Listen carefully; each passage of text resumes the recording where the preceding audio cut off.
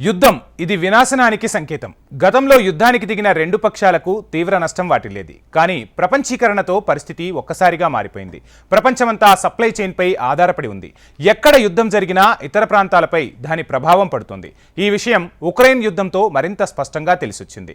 ఈ యుద్ధం ఇంకా కొనసాగుతూనే ఉంది. దీని ప్రభావం నుంచి ప్రపంచ దేశాలు ఇప్పటికీ కోలుకోలేదు. అంతలోనే మరో పిడుగు ప్రపంచంపై పడుతుందా అన్న అనుమానాలు ఇప్పుడు వ్యక్తమవుతున్నాయి. హామస్పై ఇజ్రాయెల్ చేపట్టిన యుద్ధం ఎటువైపునకు దారితీస్తుందనని ప్రపంచ దేశాలు ఆందోళన చెందుతున్నాయి. అదే సమయంలో దాడి చేసిన హామస్ యుద్ధానికి దిగిన ఇజ్రాయెల్ సైతం భారీ మూల్యాన్ని చెల్లించుకోవాల్సి ఉంటుంది. యుద్ధంలో హామస్ సంగతి పక్కన పెడితే ఇజ్రాయెల్ ఆర్థిక వ్యవస్థకు మాత్రం ముప్పు పొంచి ఉంది. అసలు ఇజ్రాయెల్కు ఎలాంటి నష్టం వాటిల్లనుంది? దీని పరిణామాలు అక్కడి ప్రజలపై ఎలా ఉండనున్నాయి? ఈ యుద్ధానికి ఇజ్రాయెల్ మూల్యం చెల్లిస్తుందా? యుద్ధంతో తీవ్రంగా నష్టపోయే రంగమేది? యుద్ధంలో గెలిచినా ఇజ్రాయెల్ పతనం తప్పదా? ఉక్రెయిన్ రష్యా యుద్ధం ముగిసిపోలేదు. ఆ యుద్ధ ప్రభావం నుంచి ప్రపంచం బయటపడలేదు. అంతలోనే పశ్చిమాసియాలో మరో యుద్ధం మొదలైంది. ఇప్పటికీ ఆ యుద్ధంలో కేవలం హమాస్ను ఇజ్రాయెల్ లక్ష్యంగా చేసుకుంది. హమాస్ ఉగ్రవాదుల అడ్డా గాజా ప్రాంతంపై యుద్ధ విమానాలతో ఇజ్రాయెల్ భీకర దాడులు చేస్తోంది. అయితే ఈ యుద్ధంలో హమాస్పై ఇజ్రాయెల్ విజయం సాధిస్తుంది అనటంలో ఎలాంటి సందేహం లేదు.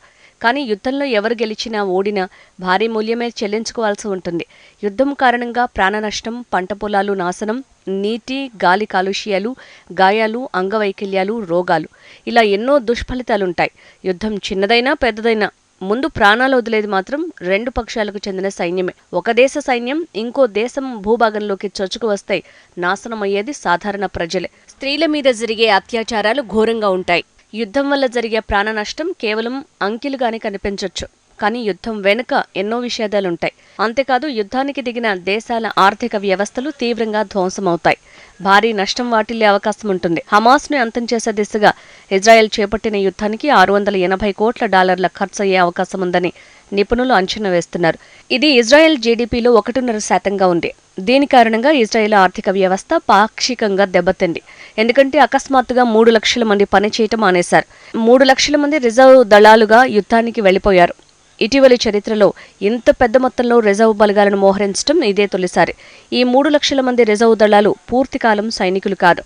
వారంతా ఉపాధ్యాయులు, టెక్కీలు, రైతులు, న్యాయవాదులు, వైద్యులు. ఇప్పుడు వారు తమ రోజువారీ పనుల్ని చేయటం లేదు. ఇది ఇజ్రాయెల్ ఆర్థిక వ్యవస్థపై ఘోర ప్రభావం చూపనుంది. ప్రధానంగా ఇజ్రాయెల్ ఇన్ఫర్మేషన్ టెక్నాలజీ పరిశ్రమను పూర్తిగా దెబ్బతీయనుంది. పశ్చిమ ఆసియా దేశంలో ఐటీ వేగంగా అభివృద్ధి చెందుతున్న రంగం. 500 కంటే ఎక్కువ గ్లోబల్ టెక్ కంపెనీలు ఇజ్రాయెల్లో వ్యాపారాలు నిర్వహిస్తున్నాయి. ఈ యుద్ధం ఆయా కంపెనీలపై భారీ ఎఫెక్ట్ పడనుందని నిపుణులు అంచనా వేస్తున్నారు. ఇజ్రాయెల్లోని గ్లోబల్ టెక్ కంపెనీలు వ్యాపార కార్యకలాపాలను పశ్చిమాసియాలోని ఇతర ప్రాంతాలకు, భారత్కు మార్చాలని యోచిస్తున్నట్టు నివేదికలు చెబుతున్నాయి. అక్టోబర్ 7న ఇజ్రాయెల్పై హమాస్ వేలాది రాకెట్లతో విధ్వంసం సృష్టించింది. దీనికి ప్రతీకారంగా ఇజ్రాయెల్ తీవ్రంగా స్పందించింది. గాజాపై యుద్ధానికి 1,50,000 మంది సాయుధ దళాల సభ్యులను ఇజ్రాయెల్ రంగంలోకి దింపింది. ఇందులో standing army, air force, navy ఉన్నాయి. కానీ వారేమీ ఒంటరిగా లేరు. ఇజ్రాయెల్కు రిజర్వ్ ఫోర్స్ కూడా ఉంది. ఇది దాదాపు 4,50,000 మంది సభ్యులతో రూపొందించబడింది. వారిలో 3 లక్షల మందిని యుద్ధానికి సిద్ధమవ్వాలని ఇజ్రాయెల్ ఆదేశించింది.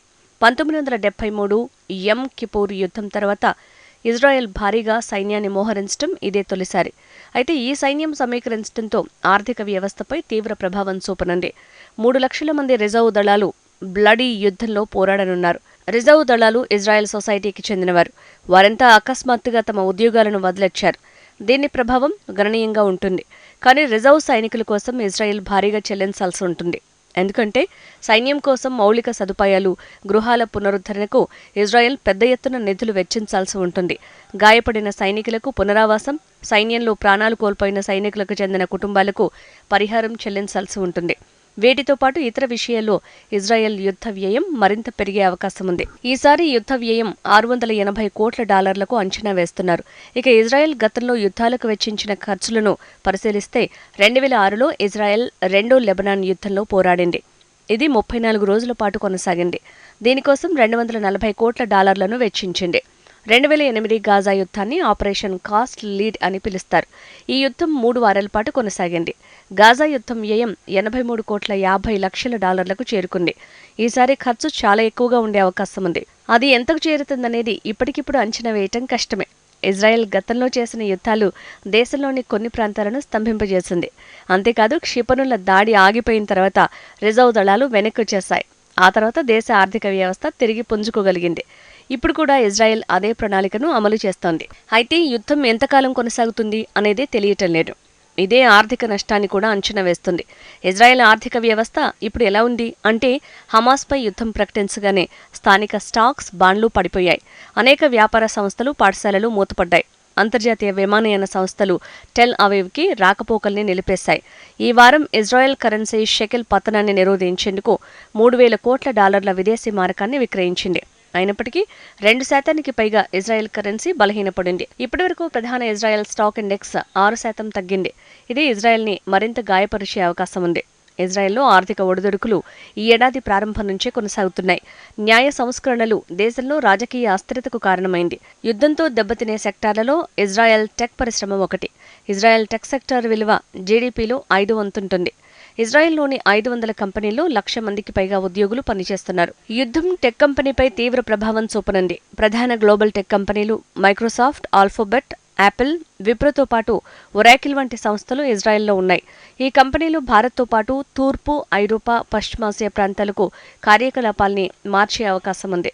అయితే ఇజ్రాయెల్ టెక్ కంపెనీలు మాత్రమే కాదు, ఇతర కంపెనీలు కూడా దెబ్బతింటున్నాయి. దేశవ్యాప్తంగా ఉన్న రిటైల్ సంస్థలు H&M, జెరా వంటి బ్రాండ్ల స్టోర్లు, దుకాణాలను మూసేశాయి. ఫెడెక్స్ వంటి లాజిస్టిక్స్ సంస్థలు ఇజ్రాయెల్లో సేవలను నిలిపేశాయి. పర్యాటక రంగం కూడా మూతపడింది.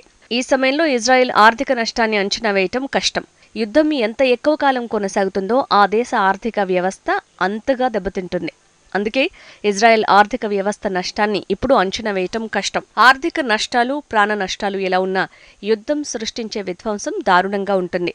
బాధితులు ఈ ప్రభావం నుంచి కోలుకోవడానికి మాత్రం కొన్నేళ్లు పడుతుంది.